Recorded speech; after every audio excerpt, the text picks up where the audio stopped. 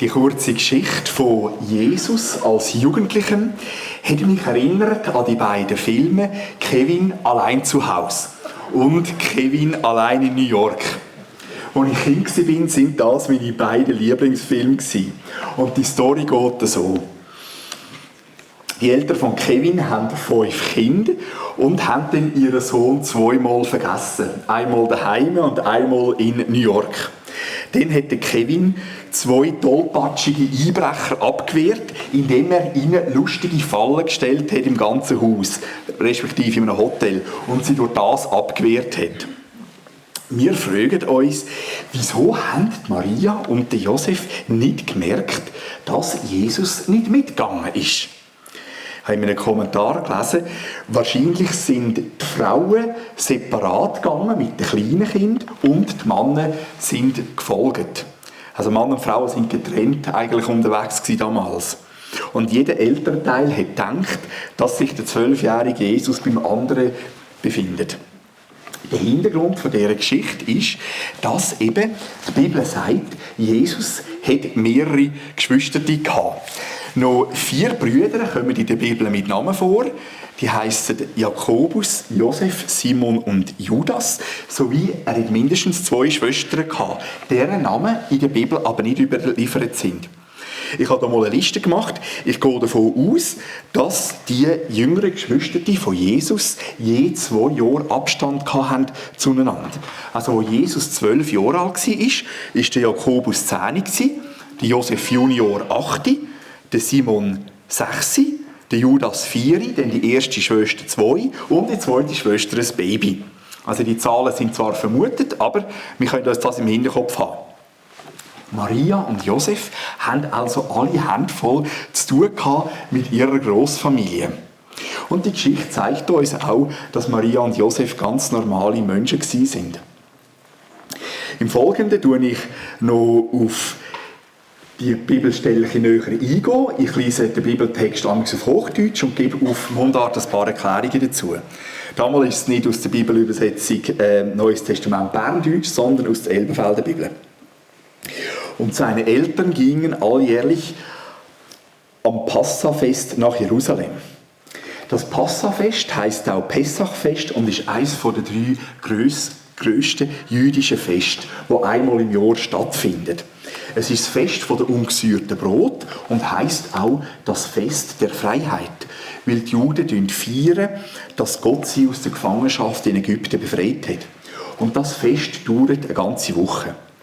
Und es geschah, dass sie Jesus nach 3 Tagen im Tempel fanden, wie er inmitten der Lehrer saß und ihnen zuhörte und sie befragte.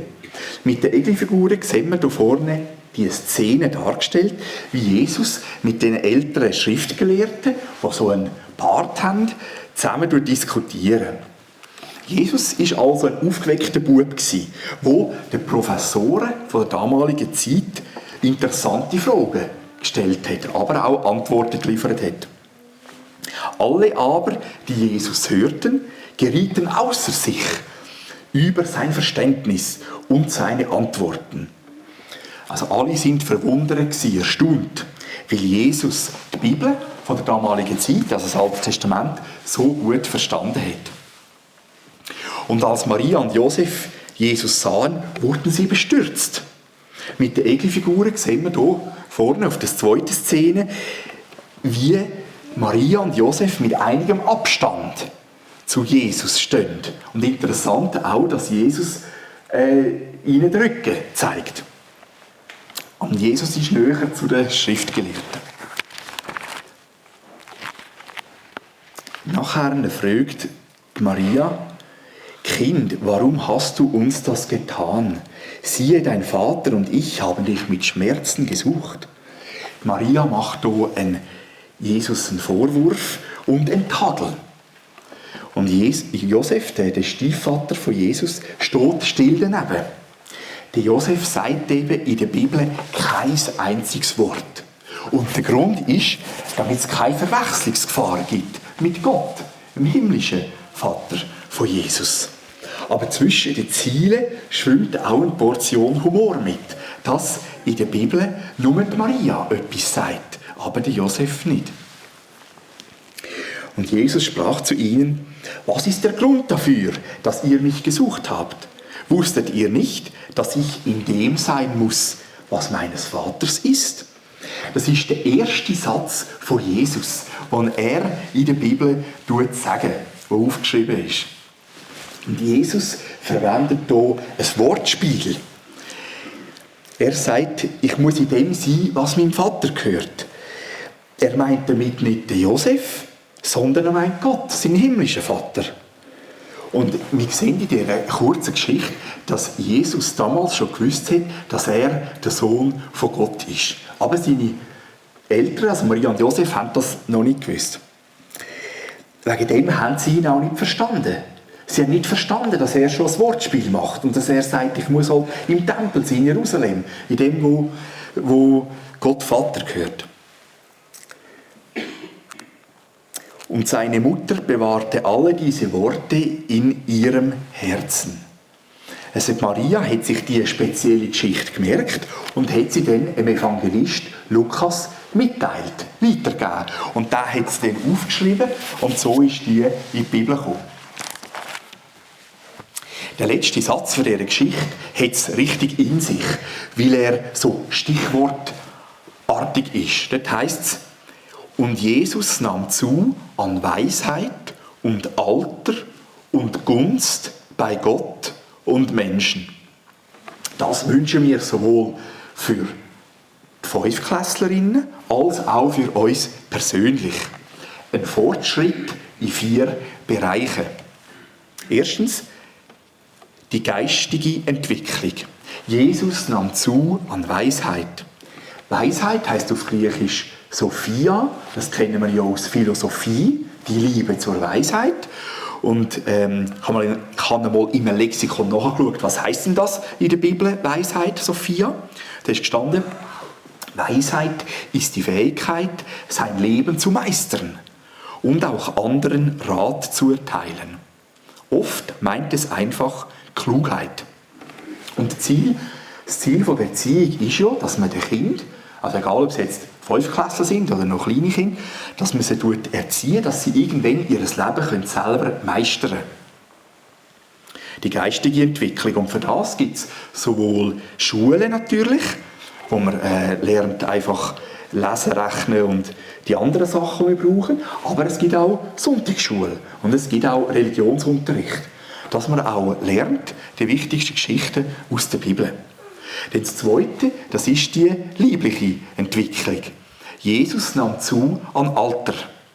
Jesus ist älter geworden, grösser und stärker. Auch wir werden älter. Wegen dem ist es auch für uns wichtig, dass wir gute und gesunde Alltagsroutinen entwickeln. Drittens ist seine geistliche Entwicklung. Jesus nahm zu an Gunst bei Gott. Gunst ist auch sehr ein interessantes Wort. Das heisst eben das Gleiche wie Gnade. Wir können vereinfacht gesagt sagen, es heisst Liebe. Jesus konnte wachsen in dieser Liebe zu Gott, Vater. Für die Fünftklässler stehen unterschiedliche kirchliche Angebote bereit, dass auch sie wachsen in ihrer geistlichen Entwicklung. Zum Beispiel, wie schon erwähnt, der kirchliche Unterricht bei der Regula Fessler, dann auch der Meeting Point, das ist am Freitagabend, alle 2 Wochen, so ein Treff.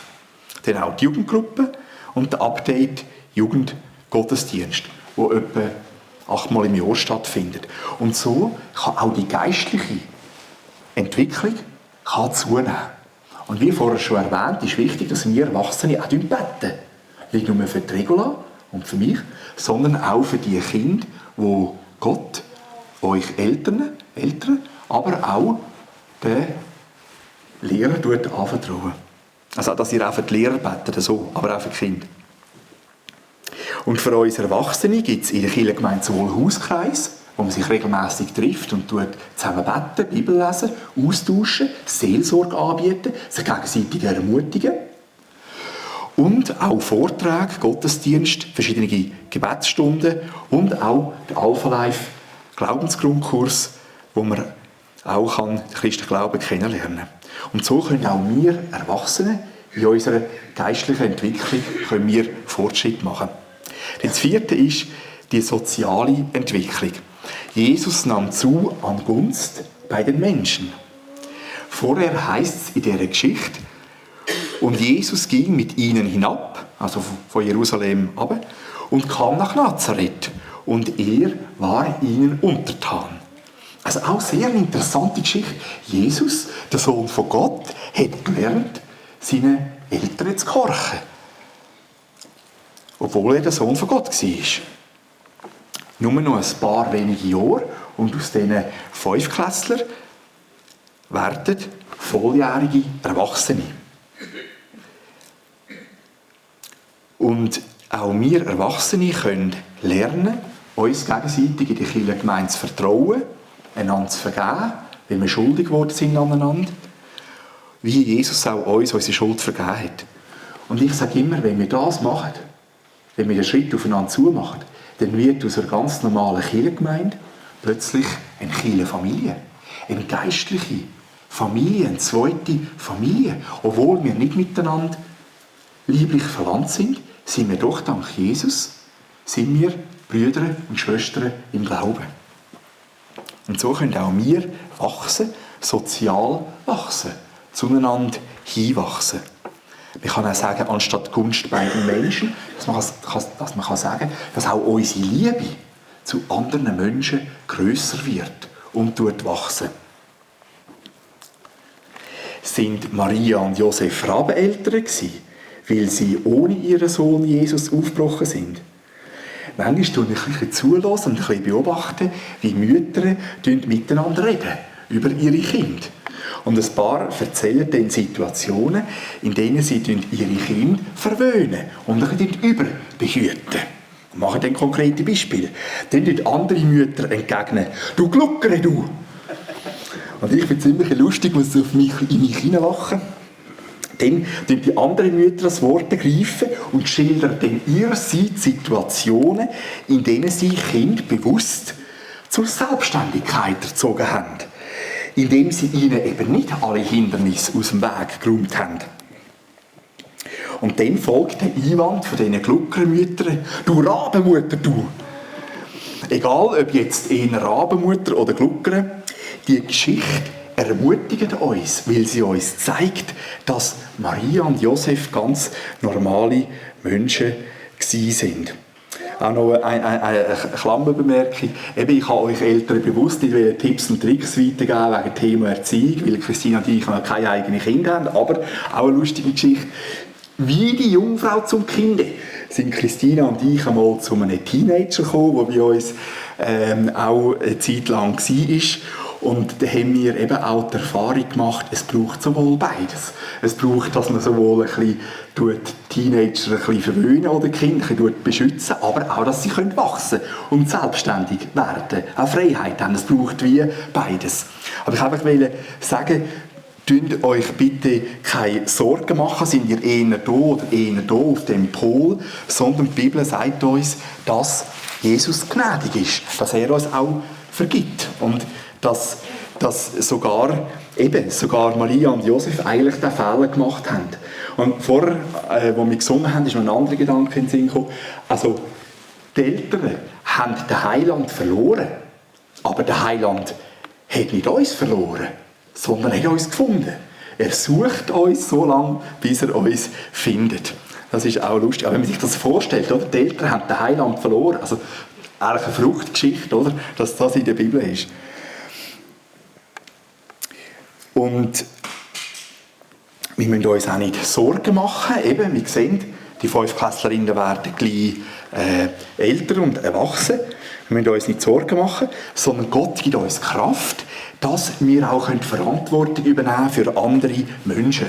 Entweder für unsere lieblichen Kinder oder für andere Menschen, wenn wir noch keine lieblichen Kinder haben oder noch keine oder kein liebliche Kind haben, können wir auch Verantwortung übernehmen für Menschen, mit denen wo wir nicht direkt verwandt sind. Aber die Jesus uns anvertrauen, eine gewisse Zeit lang.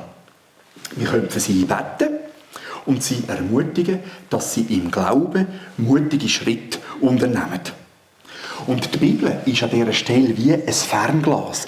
Die Bibel schildert uns zuerst Weihnachten, die Geburt von Jesus, als er ein Baby war, und das am Anfang vom Lukas-Evangelium und nachher am Schluss seine Reden und Taten, als er 30 Jahre alt war, als er erwachsen war. Und das Scharnierstück, der Mittelteil, den haben wir vorher gehört, das ist die kurze Geschichte, wo Jesus 12 war.